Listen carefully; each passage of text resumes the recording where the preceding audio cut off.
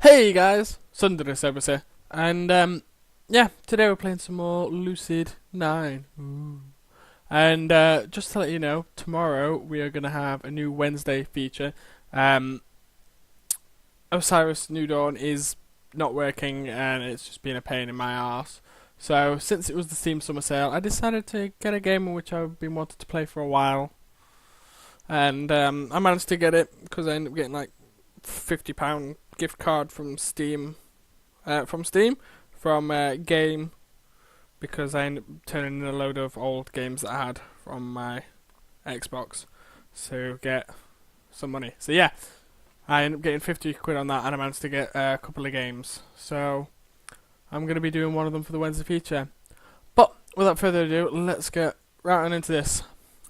Something interrupted us when last we finished the thing. Huh? That was convenient. Ah, yes, someone messaged us on our phone. It's a funky looking phone, it's kinda cool. Divine Master. Okay. Cafe de la Pax, 5 p.m. Do not dare be late, or I shall dock your pay. Also, I insist you share your location with me. I'll go ahead and assume that this is from Shiguri. Well, it's got her face, but Divine Master, no. Wait, isn't this a volunteer basis? What kind of pay am I getting? And the final message. Wait a minute. Does your phone even support location sharing? The answer is immediate. Yeah, but it's so old. Some implements improve with age. Ishimaya, unlike your brain, I predict. Oh yeah, I forgot she was a sassy little bitch. Why am I working with this woman again? Whatever, I mash a few buttons to share my location with her. It's not like she'll break into my house and steal my stuff. Right? Since she's a detective in official capacity, she'll get in a lot of trouble. Wait, why am I legitimately entertaining this idea? Ugh, this woman terrifies me. Dude, why are you smiling? Huh? Smiling? Grimming, as a matter of fact. Grimacing? Not grinning? There's a big difference. Sorry, but something came up. Turns out that I have to go. Oh, that's fine. I have my club to see too. Oh, you have a club? Yeah, I just started it. Wanna join? It's called the Happy Club. Oh, sorry, but my work schedule limits my ability to participate in clubs. Oh, well, that makes sense. Wow, smooth. She should go into politics. Just shut him down quicker and smooth and brilliant. Who in their right mind would actually want to join a club called the Happy Club? Then, ladies and gentlemen, I shall be off. See ya! Bye, you go. You too, Masaki. Have a good rest of the day, Emma. And with that, we managed to barely salvage that awkward atmosphere as we go our separate ways. I pull up this Cafe de la Paix on my phone and find that it's on the same street as GFC. Because we can't have KFC! Well, that makes this an easy walk. Unless, of course, she's referring to the other Cafe de la Paix, which is on the faraway border of District H. H8. There. Might as well try the closest one first. Shigori doesn't seem to be the type to go out of her way just to make me miserable. Or, rather, she doesn't seem like the type to inconvenience herself. I would laugh if she's like this one who's waiting here for hours and start like, where is she? There are clinics of there are cliches of academy students. Words. Through the streets. Girls immersed in superficial gossip. And guys exchanging ridiculous dares. Sounds about right. I pass by a handful of police officers on the way. They nod cautiously, but there's a shadow to every evolving gaze. Whatever. Blah! Words. I keep my stride long and my step quick as I round the corner to the detonated rendezvous point. He's talking to it like it's some sort of Spec Ops mission or something. Just know, when I first see the place, I have to double check my phone to make sure I didn't take a wrong turn somewhere. By the quaint, lovely name, I was expecting some charming variation of the polished, established Bunk Star coffee house.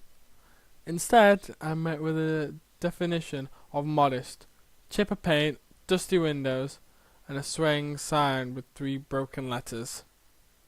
Maybe this is Shigeru's way to extract vengeance. I take a deep breath before I enter the cafe. Ooh!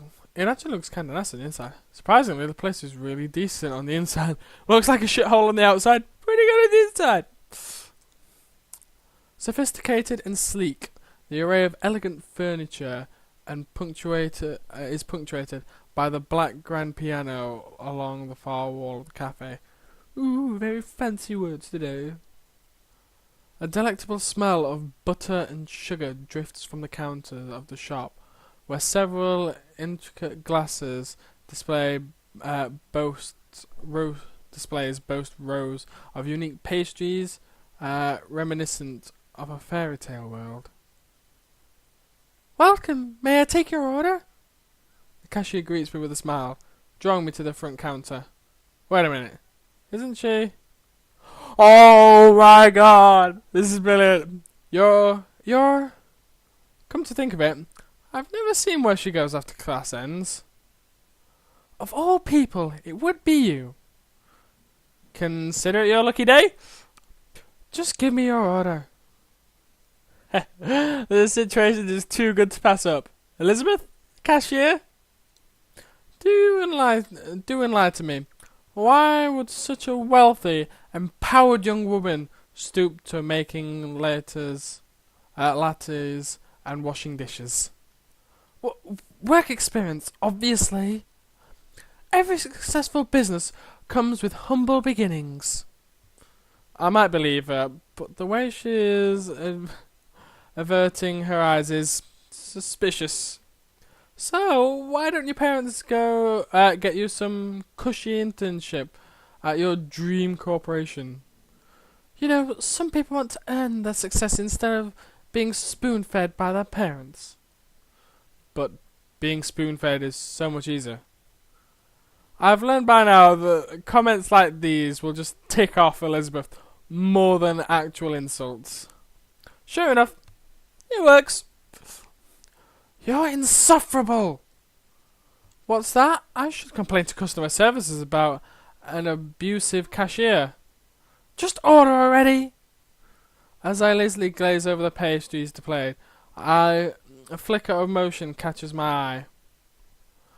The girl who usually hangs around Elizabeth, an ordinary student, settled in the corner, elbow propped on the table, eyes glinting in amusement as she absently twirls a pencil between her fingers. I can't word.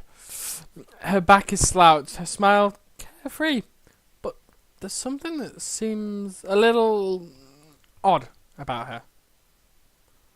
Elizabeth seems to notice my switch of attention and clears her throat. Are you going to order, or are you going to waste space like always? Bruno.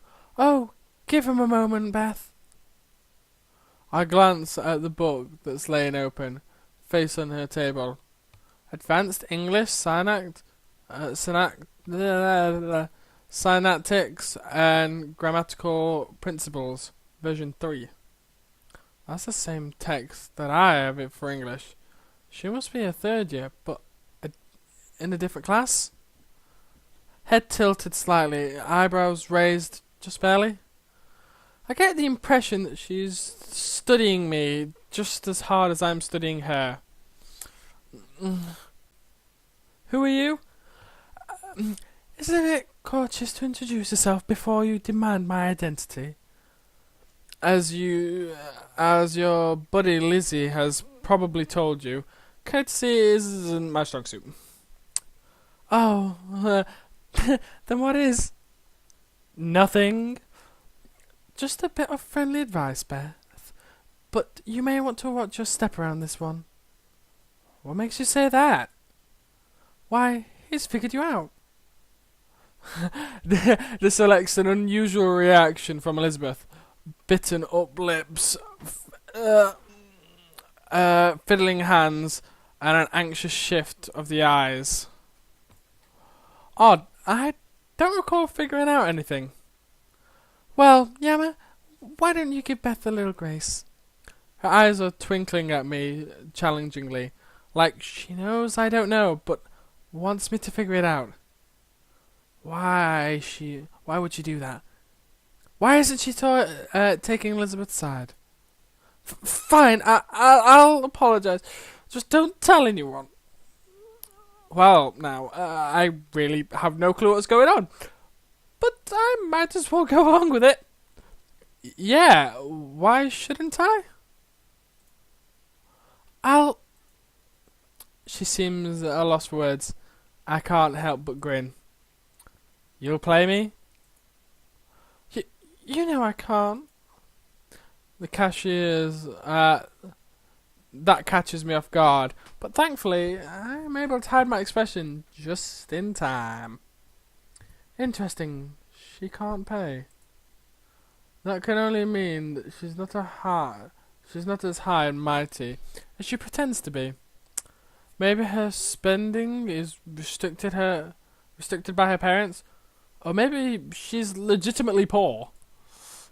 This just gets better and better. So, it's that big of a deal if everyone finds out? Don't even think about it. Yep, definitely not the rich, perfect princess that everyone was led to believe she was. Or, say, pretty please with a cherry on top. Pretty please with a cherry on top. As begging goes, it's subpar, but I decided to let it go. I don't plan on making her life miserable. It's more of a power thing. With blackmail hanging overhead, she'll finally stop bothering me. I turn from the counter to survey the pastry case. Elizabeth's shoulders drop in relief. The girl at the table loses interest and returns to fiddling with her pencil. You never did tell me your name. Am I obliged to? As you said, it's common courtesy. Now, when did I say I was courteous? Oh, she brushes her pencil into her bag and slings it over her shoulder, winking at Elizabeth. Ooh, cheeky girl. I like her. I'll see you later, Beth. And Yama, play nice. She floats out the cafe without another word, shutting the door softly behind her. I like this brunette girl. She seems nice. Come to think of it, how did she know my name? She probably learned it from Elizabeth. Said Elizabeth rings up my order of 3 pastries and a smoothie as I spend a few minutes pondering on the strange girl. What's her name? Why do you want to know? Is it really that big of a deal? Elizabeth sighs in clear expression. Her name is Natsuki Tanaka. Now, can you hit on her? Now, you can hit on her. Congratulations. I lean over the counter until my face is an inch from hers. What makes you think she's the one I want to hit on? Elizabeth, stirs up something. Elizabeth glances away instinctively, disturbed by my proximity. Right, as I'm about to feel a rush of triumph, I catch a slight scent, country lavender, with a hint of vanilla. It's oddly magnetic. I'm suddenly bulldozed by sensory onslaught. I can see the curl in her long lashes, the gleam of her eyes, every perfect taped point of her hair, the subtle curve of her lips. I stagger backwards, fighting against the images in my head. I need to get a hold of myself. This is Elizabeth. She's always been pretty. Why let it mess with me now?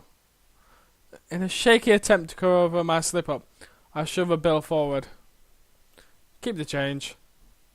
Elizabeth elegantly plucks the bill from my hand, and before I can process what's happening, she wrapped her finger around my collar, pulling me forward.